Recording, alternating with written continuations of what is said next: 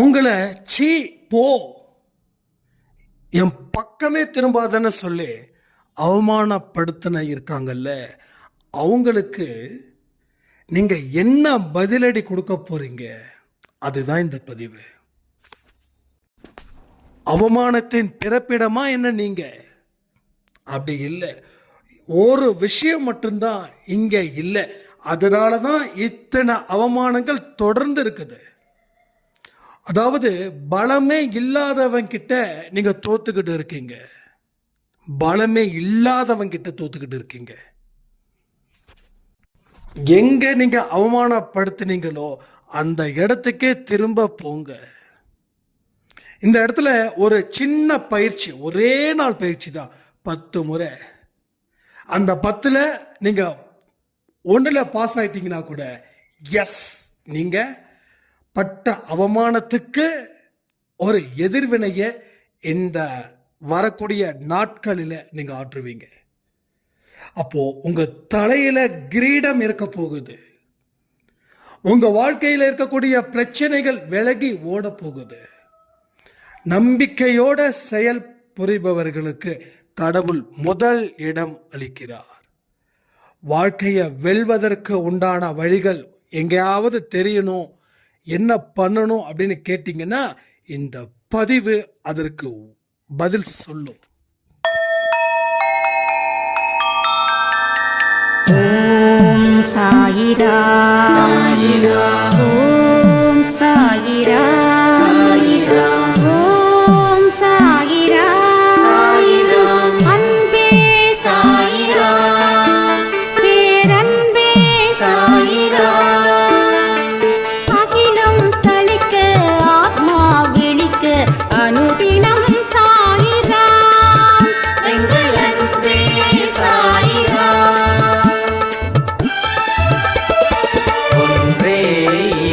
ஒன்றே பூமிக்கென்றும் சாயிரா, சரணம் சாயிரா, நன்றே செய்து வாழ்வோம், நாம் ஒன்றே செய்து வாழ்வோம், அன்பே சாயிரா.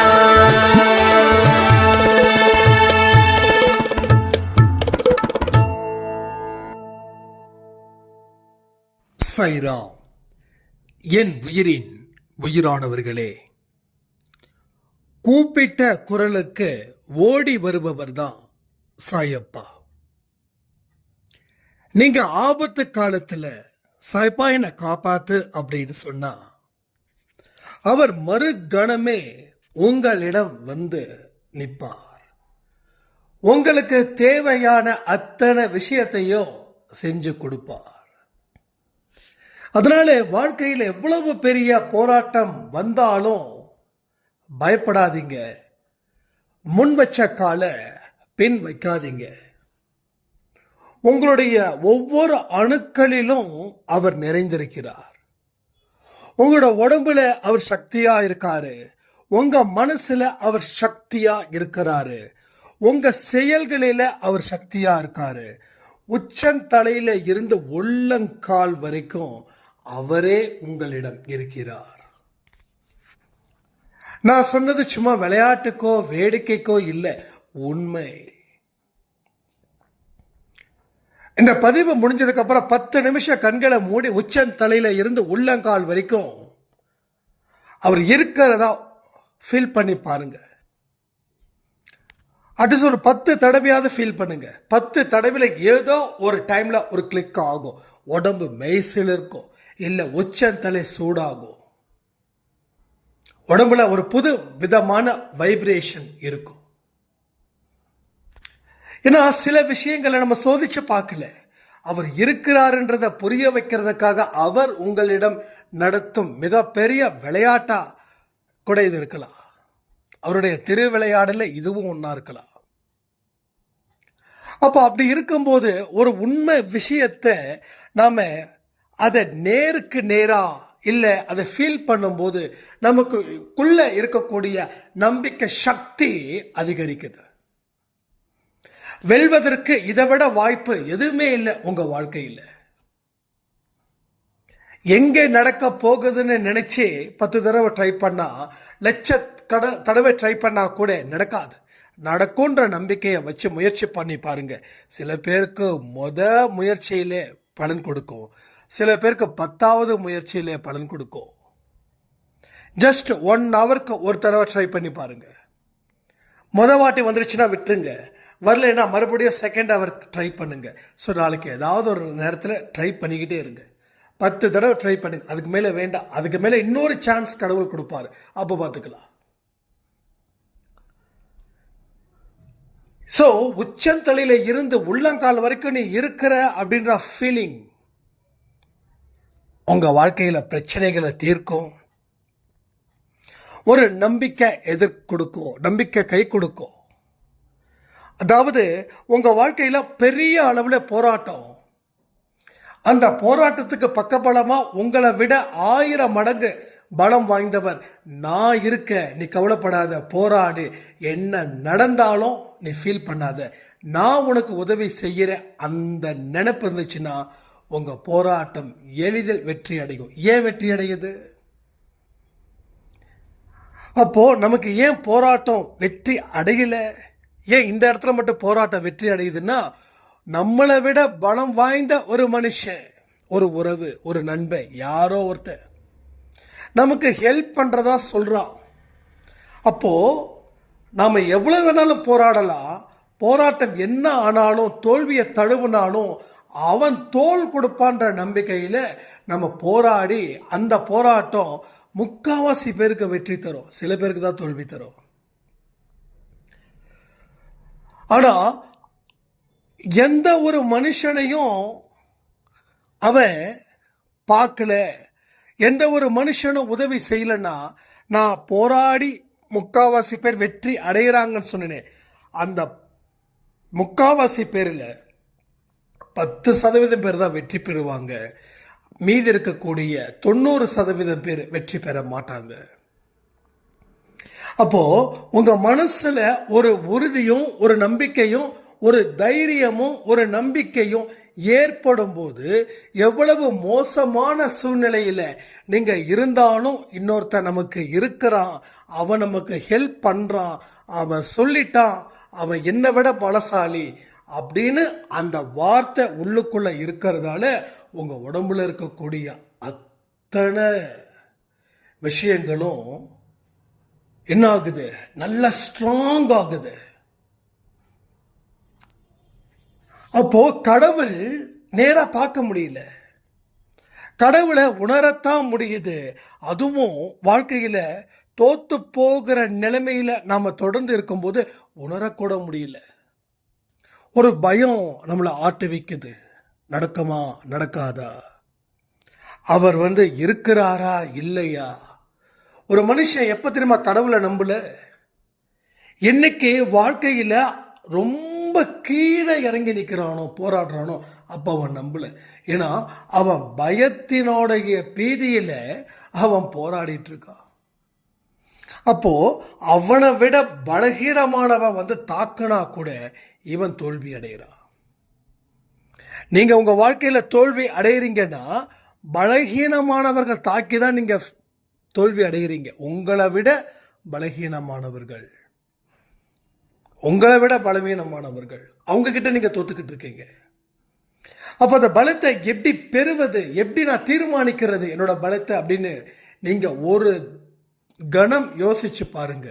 கடவுள் இருக்கிறாரு, அவர் என்னுடைய வாழ்க்கையை முழுவதுமா பொறுப்பேற்றுக்கிட்டாரு.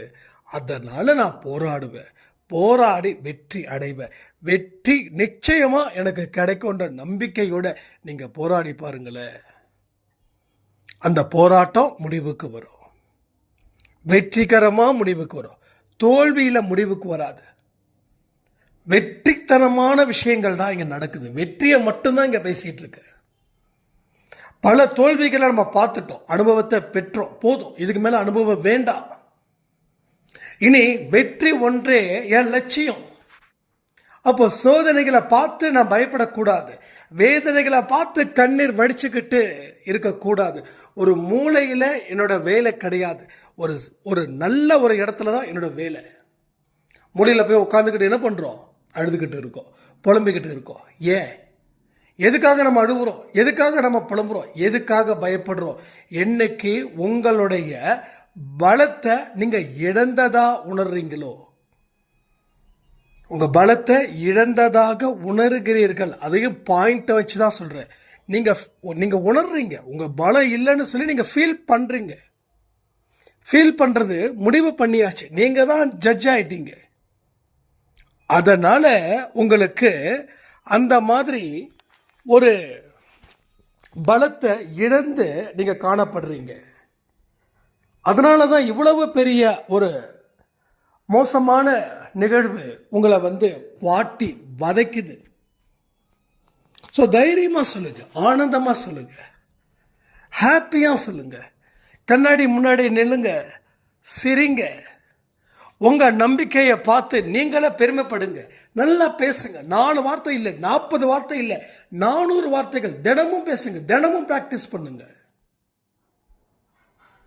முடியும்னு நினைச்சு முன்னாடி நில்லுங்க, முடியாத நினைச்சு பின்னாடி போனது போதும். இதுக்கு மேலே போக முடியாது. இதுக்கு மேலே பின்னாடி போனால் பெரிய பள்ளம் இருக்குது, கீழே விழுந்துருவோம், காணாமல் போயிடுவோம். போதும். பின்னாடி போய் போய் போய் போய் பல மைல் பல கிலோமீட்டருக்கு பின்னாடி நடந்துட்டோம். இதுக்கு மேலே பெரிய பள்ளம் வெட்டப்பட்டு உள்ளது. அந்த பள்ளத்தில் விழணுமா, இல்லை முன்னாடி நின்று முயற்சி செய்து இருக்கக்கூடிய சோதனைகளை எதிர்கொண்டு தாங்கி சாதனை படைக்கணுமா? Think it. நீங்கள் திங்க் பண்ணுங்க, இந்த விஷயத்தை ஆழமாக திங்க் பண்ணுங்க, நல்லா யோசிங்க. வாழ்க்கை ஒன்றும் கெட்டு போயிடாது. இன்னும் வாழ்க்கை இருக்கு. எத்தனை பேர் நம்புறீங்க இன்னும் எனக்கு வாழ்க்கை இருக்குதுன்னு? உங்களுக்கு வயசு 60 70, இதை சொல்றதுக்கு கூட உங்களுக்கு ஏன் தயக்கம்? இருக்குதுன்னு சொல்லுங்க. எஸ், இன்னும் வாழ்க்கை இருக்கு. அடுத்த நொடிய மரணத்துக்கு உண்டான நொடியா கூட இருக்கட்டும், ஆனா இந்த நொடியில நான் வாழ்ந்துகிட்டு இருக்கேன். எஸ், வாய்ப்பு இருக்கு. இந்த உலகத்தை விட்டு போகும்போது வீரமானவர்களா போகணும், கோழையானவர்களா போகக்கூடாது. நீங்க ஜெயிக்கிறீங்க, ஜெயிக்கல, சந்தோஷம், அதெல்லாம் தாண்டி தைரியமானவர், அவரு தைரியமான பெண்மணி, தைரியமானவர், அந்த கண்ணோட்டத்தோட தான் நீங்க இந்த உலகத்தை விட்டு போகணும். அந்த தைரியம் அது இருந்துருச்சுன்னா எல்லாத்தையும் தாண்டி வந்துடலாம். உங்களுக்குள்ள இருக்கக்கூடிய பயத்தை தான் பெரிய பிரச்சனையா இருக்குது. அந்த பயமே உங்களை பைத்தியக்காரனா ஆக்குது. எல்லோரும் போறவன் வரவன் எல்லாம் உங்களை கேலியும் கிண்டலும் நாட்டாமையும் பண்றாங்கன்னா உங்க பயம், உங்க பயத்தின் அடிப்படையில் வாழ்க்கை அமைஞ்சதால அவங்க உங்ககிட்ட மிகவும் லாவகமா உங்களை மட்டப்படுத்தவோ, உங்களை அவமானப்படுத்தவோ, உங்களை ஆளுமை செய்யவோ இருக்கிறாங்க. யாருக்கும் யாரும் அடிமை இல்லை, யாருக்கும் யாரும் வாழ்க்கை கொடுக்க முடியாது, யாருக்கும் யாரும் பிச்சை போட முடியாது. உங்க வாழ்க்கையில் ஐயோ கணவர் என்ன அடிக்கிறாரு உதைக்கிறாரு, எஸ் அடிக்கட்டும் உதைக்கட்டும், ஆனா அதை விட ஸ்ட்ராங்கான பெண்மணியா நான் இருப்பேன் அப்படின்ற நம்பிக்கை உங்களுக்குள்ள இருந்துருச்சுன்னா உங்க கணவர் உங்களை அடிக்கிறார் இல்லையா, அவரோட கை இனி ஓங்காது. இது உண்மை. உங்களோட மனசுல இருக்கக்கூடிய அந்த சக்தி அவர்கிட்ட போயிட்டு அதை பிரேக் பண்ணும். அதை புரிஞ்சுக்கோங்க. இந்த காலத்துல ஒரு அடிமை கிடைச்சிட்டா அடுத்தவனுக்கு சந்தோஷம். எல்லாம் அடிமையை தேடுறாங்க, அடிமைய தேடிக்கிட்டு இருக்காங்க. நம்ம யாருக்கும் அடிமை இல்லை, நீங்க யாருக்கும் அடிமை இல்லை. நீங்க கடவுளோட செல்ல குழந்தைங்க. எவ்வளோ கண்ட்ரோலா இருக்கீங்க. இன்னைக்கு ஒரு 1 hour நம்ம அன்பேசாயில வாட்ஸ்அப் குரூப்ல சேட்டில் போயிட்டு நான் சேட் பண்ணும்போது அவ்வளோ ஹாப்பி எனக்கு. அதில் நிறைய விஷயங்கள் பார்த்தீங்கன்னா அவ்வளோ கண்ட்ரோலாக. நான் கூட இந்த தீபாவளி அன்னைக்கு கிட்டத்தட்ட ஒரு 3 கிலோ ஸ்வீட் சாப்பிட்டு இருப்பேன். எல்லாருக்கும் என் மேலே ரொம்ப பொறாமை. நீங்கள் மட்டும் 7 நாள் பயிற்சின்னு சொல்லி எங்களை எதுவுமே சாப்பிட விடாமல் நீங்கள் பாட்டுக்கும் 3 கிலோ ஸ்வீட் சாப்பிட்டு இருக்கீங்க அப்படின்னா என்ன அர்த்தம் அப்படின்னு. அப்போது எவ்வளவு கண்ட்ரோலாக நீங்கள் இருக்கீங்க, அந்த கண்ட்ரோலோட பலம் தெரியுமா உங்களுக்கு? இருக்கிற எவ்வளோ தெரிய கஷ்டம் தெரியுமா?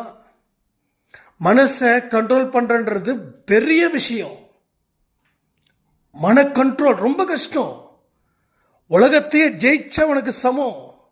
ஆனால் மனசை கண்ட்ரோல் பண்ண தெரிஞ்ச உங்களுக்கு தைரியமாக இருக்க தெரியல. ஸோ தைரியம் இல்லை அப்படின்னா பலத்தை இழந்துட்டோன்னு அர்த்தம். பலம் இருக்கு, பயம் இல்லை. சொல்லுங்க, பலம் இருக்கு ஆனால் பயம் இல்லை. பயம் இருந்தா பலம் இல்லை. அப்போ பயம் இல்லாமல் இருந்தா நீங்க பலசாலி, பயம் இருந்தா நீங்க கோழை. கோழையா இருக்கிறது இந்த உலகம் கொண்டாடுதா, இல்லை தைரியமா இருக்கிறவனே இந்த உலகம் கொண்டாடுதா? ஜஸ்ட் திங்க் பண்ணி பாருங்க. நான் சொல்றது எல்லாமே ரொம்ப சிம்பிளான வேர்ட்ஸ் தான், பெரிய குழப்பத்தெல்லாம் கொடுக்கல. அதாவது வேற மீனிங்லாம் சொல்லல, ஒரே மீனிங், ஒரே அர்த்தம். முடிஞ்சா போராடுங்க, முடிஞ்சா போராடுங்க. முடியலையா அமைதியா இருங்க. அமைதியா இருந்தாலும் வாழ்க்கையில வளம் சேரும். போராடுனா வாழ்க்கையில வெற்றி கிடைக்கும். வெற்றிக்கு பின் ஒரு அமைதி, அது இன்னும் சூப்பரா இருக்கும். எல்லாத்தையும் சாதிச்சிட்டோம், ஆனா இந்த அமைதி எதுவுமே சாதிக்க முடியலையே அப்படின்ற ஒரு ஃபீலிங் மட்டும் இருந்துக்கிட்டே இருக்கும். அந்த ஃபீலிங் உங்கள் வாழ்க்கையில் வரக்கூடாதுன்றதுக்காக தான் போராடுங்கள். முடிந்தவரை போராடுங்கள், முடிஞ்ச வரைக்கும் போராடுங்க. எத்தனையோ பேருடைய சரித்திரத்தை நம்ம திரும்பி பார்க்கலையான்னு, ஒரு 4 பேரை தான் நம்மளால் போராட முடியல. ஆனால் எத்தனையோ பேர் லட்சக்கணக்கான போராட்டங்களாக போராடி வாழ்க்கையில் வாழ்ந்தவங்க, ஜெயிச்சவங்க எத்தனை பேர். கொஞ்சம் நீங்கள் திங்க் பண்ணி பாருங்க. உங்களோட திங்கிங் கெப்பாசிட்டி குறைஞ்சிருக்குதுன்னு நினைக்கிறேன். ஏன் குறைஞ்சிருக்குதுன்னா, மனசில் அவ்வளவு கஷ்டம், எதிர்மறை எண்ணங்கள், முடியாதுன்ற ஒரு வார்த்தை தொடர்ந்து நீங்கள் பயன்படுத்துறீங்க. என்னால் முடியாது, இதற்கு மேலே வாழ முடியாது. எல்லா மனுஷங்களும் இந்த வார்த்தையை அதிக காலம் யூஸ் பண்ணியிருப்பாங்க. நான் உங்ககிட்ட கேட்குறேன், கமெண்ட்ல ஆன்சர் பண்ணுறீங்களா? முடியாது அப்படின்ற விஷயத்தை சுமாராக உங்களுக்கு தெரிஞ்ச எத்தனை காலத்தை, எத்தனை வருஷமாக தொடர்ந்து பயன்படுத்தினீங்க? நான் சொல்லவா, என்னால் முடியாதுன்றது ஒரு 5 வருஷமாவது நான் தொடர்ந்து ஃபாலோ பண்ணியிருப்பேன். முடியாதுன்னு. அப்போ முடியாதுன்னு தொடர்ந்து நான் 5 வருஷமாக வாழும்போது வாழ்க்கையில் ஒரு சின்ன அடியை கூட என்னால் எடுத்து வைக்க முடியல. அதே முடியும் அப்படின்னும் போது எத்தனை அடி வேணாலும் எடுத்து வைக்க ரெடியாக இருக்கேன். ஒரு நாளைக்கு வாக்கிங் 40 நிமிஷம் நடக்கிறேன்னா 5 நிமிஷம், நான் சும்மா ஒரு பேருக்காக சொல்கிறேன், சாரி, ஒரு 40 நிமிஷம் நடக்கிறேன்னா குறைஞ்சது ஒரு 4000 இருந்து 5000. ஆனால் ஒரு நாளைக்கு நான் நடக்கிற எத்தனை அடி எடுத்து வைக்கிறேன்னா குறைஞ்சபட்சம் 20,000 அடி. எனக்கு காலே வலிக்கல. நான் அடியை கொடுக்கும் போதும் அத்தனை அடி எடுத்து வைக்கிறேன், வாக்கிங் போகும்போதும் அத்தனை அடி எடுத்து வைக்கிறேன், ஆஃபீஸில் நடக்கும்போது, போகும்போது, வரும்போது எல்லாமே. அப்போ ஒரு சந்தோஷம், ஒரு ஆரவாரம் எல்லாமே சேர்ந்து இருக்குது. ஆனால் முடியாதப்போ என்னால் ஒரு அடி கூட எடுத்து வைக்க முடியல. நான் ரொம்ப டயர்ட் ஆகிட்டேன், ரொம்ப டயர்டு, என்னால் முடியல, எடுத்து வைக்க முடியல. பயம், தலை சுத்தல், இதெல்லாம் நடந்தது அந்த வருஷத்தில். முடியாதுன்னு நினைச்ச வருஷத்தில் எல்லாம் நடந்தது. ஆனால் முடியும்னு நினைச்ச வருஷத்தில் வாழ்க்கையில் எத்தனை அடியை வேணாலும் கடக்க முடியும், எங்கே வேணாலும் வாழ முடியும். எந்த இடத்துல எவ்வளவு கஷ்டம் இருந்தாலும் சரி, நம்மளால முடியுன்ற விஷயம் மட்டும் எப்பயும் நிற்குது. அப்போ முடியுன்ற வார்த்தை எவ்வளோ பெரிய மந்திர சொல். ஆனால் இந்த முடியுன்ற வார்த்தைக்கு தான் உலகத்தில் அத்தனை மந்திரத்தையும் நம்ம சொல்லிக்கிட்டே இருக்கோம். காயத்ரி மந்திரம் சொல்கிறோம், அந்த மந்திரம் சொல்கிறோம், இந்த மந்திரம் சொல்கிறோம். எதுக்காக? முடியும் அப்படின்றதுக்காக. அவ்வளோ மந்திரம் கூட வேண்டாம். கடவுள் முன்னாடி என்னால் முடியும், நீ கொடுத்த பலத்தை, வச்சு என்னால் வாழ முடியும்னு ஒரே ஒரு வார்த்தை மட்டும் சொல்லுங்கள், எல்லாமே உங்களுக்கு கிடைச்சிரும். அது திரும்ப திரும்ப சொல்லுங்கள், அனுபவிச்சு சொல்லுங்கள், மகிழ்ச்சியாக சொல்லுங்கள், நம்பிக்கையோடு சொல்லுங்கள். எஸ், நீங்கள் டெஃபினட்டாக உங்களால் எல்லாமும் முடியும், எல்லாம் முடியும். இதையெல்லாம் ஜஸ்ட் திங்க் பண்ணி பாருங்க. வாழ்க்கையில் நடக்கலை அப்படின்னு நம்ம கற்பனை பண்ணுறோம், ஆனால் நடந்தால் எவ்வளவு சந்தோஷமாக இருக்குன்றத கற்பனை பண்ணி பார்த்துருக்கீங்களா? கற்பனை பண்ணி பார்த்துருக்கீங்களா? இப்போ நீங்கள் ஒரு ஃபங்க்ஷனுக்கு போகிறீங்க, உங்களுடைய தோற்றத்தை பார்த்து சிலர் என்ன பண்ணுவாங்க, ஒரு மாதிரி ஒதுங்குறாங்கன்னு வச்சுக்கோங்க. நீங்கள் பெரிய பெரிய பணக்காரராக இருந்திருக்கலாம், இப்போ ஏழையாக இருந்திருக்கலாம், இல்லை அப்பையும் ஏழையாக இருந்திருக்கலாம், இப்போயும் ஏழையாக இருந்திருக்கலாம், ஏதோ ஒரு விஷயங்கள். ஏன்னா ஒவ்வொரு மனுஷனும் ஒரு மாதிரியே தான் பார்ப்பாங்கல்ல. இப்போது அப்படி இருந்து உங்கள் மனசு ரொம்ப வலிக்குது இல்லையா? சொல்லுங்கள், எத்தனை பேர் அந்த மாதிரி ஒரு எக்ஸ்பீரியன்ஸை ஹேண்டில் பண்ணியிருக்கீங்கன்னு. சில பேர் என்கிட்ட சொல்லுவாங்க, சைராம் நான் எந்த ஃபங்க்ஷனுக்கு போக மாட்டேன், எல்லோரும் எனக்கு கேவலமாக பார்ப்பாங்க, அசிங்கமாக பார்ப்பாங்க, ஏன்னா நான் வாழ்க்கையில் நிறைய அவமானப்பட்டுட்டேன் அப்படின்னு. ஸோ இதை மட்டும் அவங்க மனசுக்குள்ள சொல்லி சொல்லி கடைசியில் ஒரு ஓரமாக உட்காந்துட்டாங்க, வெளியில் வர முடியல. அதாவது யாரும் அவமானப்படுத்தலைனாலும் அவமானப்படுத்திடுவாங்களோன்ற ஃபீலிங்ஸ் இருக்கு. அந்த ஃபீலிங்ஸு எதிரில் இருக்கக்கூடிய மனிதனை போய் அடையாளப்படுத்துது. அவன் என்னமோ ஒரு பேச்சுக்கு அவன் பாட்டுக்கும் அவமானப்படுத்திட்டு போகிறான். இப்போது இப்படி தானே நீங்கள் நினச்சிங்க, இப்படி தானே கற்பனை பண்ணீங்க, அப்படி தானே இன்றைக்கி அந்த அவமானத்தை தாங்கிட்டு இருக்கீங்க. ஜஸ்ட் ஒரு தடவை நம்ம இப்படி திங்க் பண்ணி பார்க்கலாமே, என்ன ஆகிடப்போகுது? கற்பனை பண்ணுறதுல கூட நமக்கு வாய்ப்பு இல்லையா? அவ்வளோ பாவம் பண்ணிட்டோமா? சத்தியமாக இல்லைங்க. மனசார சொல்லட்டுமா, நீங்கள் யாரும் எந்த பாவமும் செய்யலை, அடுத்தவங்க மேலே பாவப்பட்டீங்க, அதனால பாவமா நீங்கள்? உங்கள் நல்ல உள்ளத்துக்கு கிடைச்ச வெகுமானம் தான் இந்த அவமானம். ஏன்னா நல்லவராக இருந்த உங்களுக்கு வல்லவராக வாழ தெரியல இந்த சொசைட்டியில். நல்லவராகவும் இருக்கணும், வல்லவராகவும் இருக்கணும். நான் நல்லவன்ற ஒரு விஷயத்தை வச்சு தான் நீங்கள் வீழ்ச்சியை அடைஞ்சிங்க. ஆனால் நல்லவனாக இருந்தோம், வல்லவனாக இருந்திருந்தா நீங்கள் இருக்க வேண்டிய இடம் இந்த இடம் இல்லை, வேற ஒரு இடம். அந்த இடத்துல எல்லா மக்களும் உங்களை அவ்வளவு தூரம் மரியாதை செலுத்துவாங்க. உங்களை யாரும் சீ போ அப்படின்ற ஒரு வார்த்தை சொல்ல மாட்டாங்க. வாங்க கிட்ட வாங்க, உங்க கூட நிற்கிறத ஒரு பெருமை அப்படின்னு நினைப்பாங்க. அது மாதிரி கற்பனை பண்ணி பாருங்க. ஓகே, அது மாதிரி கற்பனை பண்ணி பாருங்க. இது வரைக்கும் நான் இந்த இடத்துக்கு போனால் என்ன அவமானமாக நினைப்பாங்களேன்னு சொல்கிற இடத்துக்கு நாளைக்கோ நாளை மறுதினமோ போங்க, தில்லோட போங்க. தில் இருக்கு உங்களுக்கு. தில் யார் கொடுத்தா? அவர் கொடுத்தாரு. யாரோட குழந்தை? அவரோட குழந்தை. அப்படி இருக்கும்போது நீங்கள் ஒதுங்கலாமா? ஒதுங்கினா தப்பு இல்லையா? சொல்லுங்க, ஒதுங்கினா தப்பு இல்லை? ஒதுங்கினா தப்பு. ஒதுங்காதீங்க, தில்லோட போங்க, தைரியமாக பேசுங்க. தலையை குனிஞ்சிக்கிட்டு ஏன் போகணும்?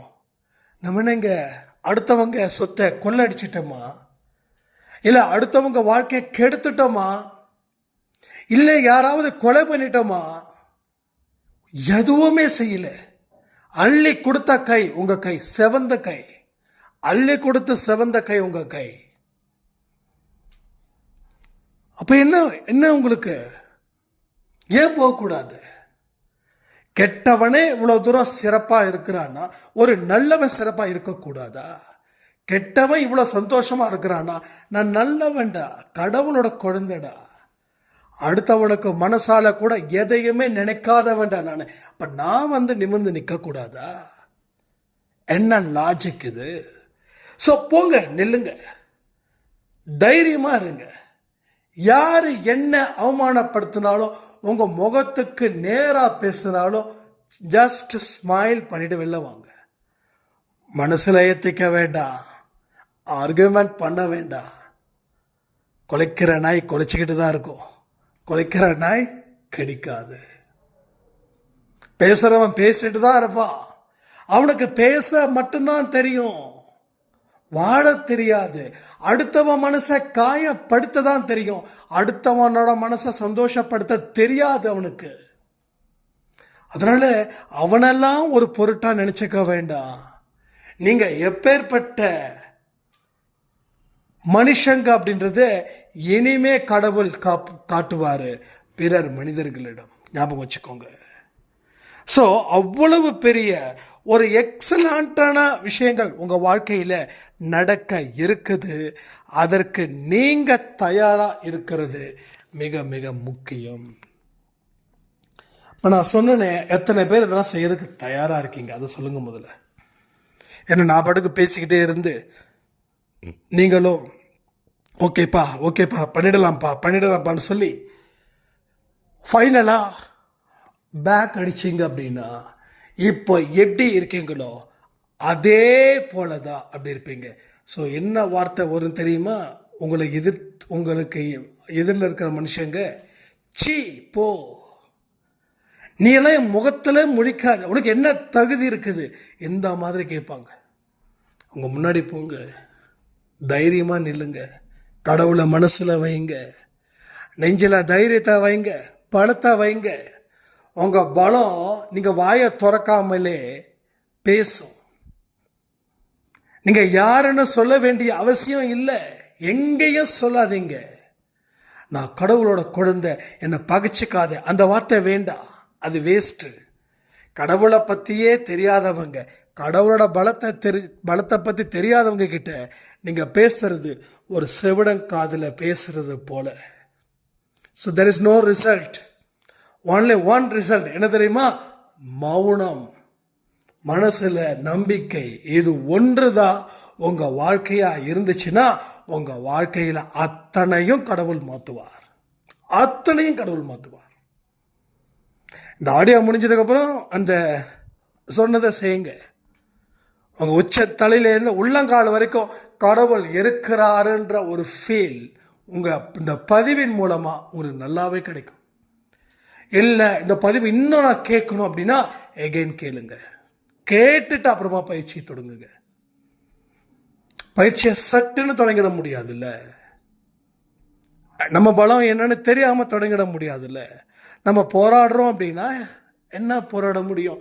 நாம் ஸ்ட்ராங்காக இருந்தால் தான் போராட்ட களத்துக்கு போகணும். அப்போது இந்த புரிதல், இந்த பதிவில் இருக்கக்கூடிய முழு புரிதலை புரிஞ்சுக்கிட்டா அந்த 10 தடவை ட்ரை பண்ணுங்க.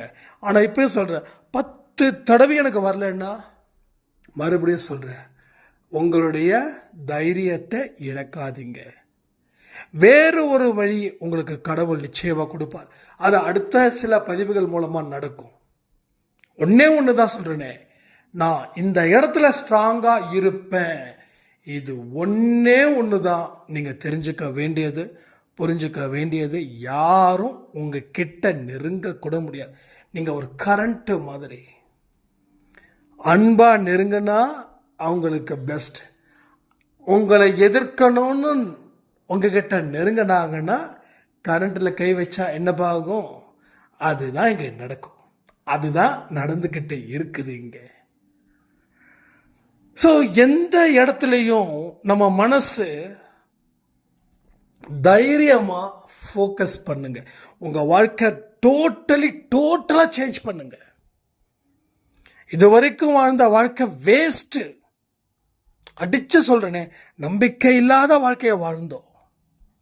அதனால தான் சொல்கிறேனே, போகிறவன் வரவன் எல்லாம் ஏமாற்றணும். ஏமாற்றுவதற்காக நம்ம பிறக்கலை, அடுத்தவனை ஏமாத்துறதுக்கு நம்ம பிறக்கலை. நல்லவனா வல்லவனா இந்த மண்ணில் வாழ்ந்து சாதிக்கணும், அந்த இடத்துல தான் நாம் இருக்கணும். அப்பதுக்காக தான் இந்த பிறவி, அதற்காக தான் சாய்ப்பா நம்மளை தேடி வந்திருக்கார். பாருங்களேன், அவர் முகத்தை பாருங்க, அவரோட முகத்தை மட்டும் பாருங்க, ஒரு செகண்ட் பாருங்க. அப்படியே கேட்டுட்டு இருப்பீங்கல்ல, சாய்ப்பாட ஃபோட்டோ இருக்கும்ல, பாருங்க. இதை பார்த்து இதிலே ஓடும் பாருங்க. நம்ம பின்னாடி பேக்ரவுண்டு தானே பேசிகிட்டு இருக்கோம். ஃபோட்டோ இருக்கா? ஜஸ்ட்டு பாருங்க. அந்த வார்த்தையை கவனிங்க. அந்த வார்த்தை உங்களுக்காக சொல்லப்பட்டது. இந்த வார்த்தையோடு ஏன் நம்ம கொடுக்குறோம், ஆடியோ எடிட் பண்ணுறோன்னா, அந்த நான் கொடுக்குற பேச்சும் அந்த வார்த்தையும் உங்களை வாழ்க்கையை மாற்றணும் அப்படின்றதுக்காக மட்டும்தான். ஸோ எல்லாமே இங்கே முடியும். எல்லாம் கூடும் அவரால். யாரால்? அவரால். அவர் இல்லை என்றால் நம் வாழ்க்கை 0. அவர் இருக்கிறாருன்னா நம்ம வாழ்க்கை 100 மார்க். அதில் ஒரு 1/4 மார்க்கு கூட குறையாது. 100க்கு 100 மார்க். எஸ், 100% 100க்கு 100 மார்க். அந்த இடத்துல நம்ம இருப்போம்னு சொல்லி இந்த பதிவை நான் முடிக்கிறேன். ஜெய் சாய்ராம். ஓம் சாயிரா சாயிரா, ஓம் சாயிரா சாயிரா.